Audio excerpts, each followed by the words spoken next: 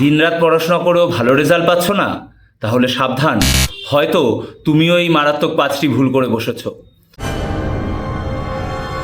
তুমি কি পড়ার সময় স্টাডি প্ল্যান করে পড়ো, নাকি স্টাডি প্ল্যান ছাড়াই কাটিয়ে দিচ্ছ দিনের পর দিন? মনে রাখো বন্ধু, এটা কিন্তু একটা বড় সমস্যা।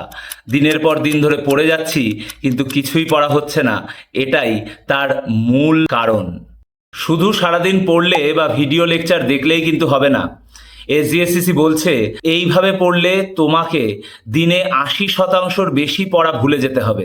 তাহলে কি করব? দেখতে থাকো পরবর্তী অংশ। একবার করা ভুল যদি আরও একবার ফিরিয়ে না আনতে চাও, তাহলে অবশ্যই ভুল থেকে শিখতে শেখো। মনে রেখো, কেবলমাত্র দিনের পর দিন ধরে পড়াগুলোকে গিলে গেলেই হবে না, সেগুলোকে ভেতর থেকে বুঝতে হবে, জানতে হবে, বিশ্লেষণ করে পড়তে হবে। কারণ আজকাল পরীক্ষা বদলেছে, পরীক্ষার পদ্ধতি বদলেছে, তোমাকেও বদলাতে হবে সেই সময়ের অনুযায়ী। সিলেবাস শেষ, সব পড়া হয়ে গেছে, স্যার ম্যাডামরাও পড়িয়ে ফেলেছেন সবটা, কিন্তু আমরা ভুলতে বসেছি কোথা থেকে কতটুকু পড়েছিলাম, কোথা থেকে শুরু করেছিলাম। তাহলে কিন্তু বন্ধু আবার তুমি পড়তে চলেছো বিপদে।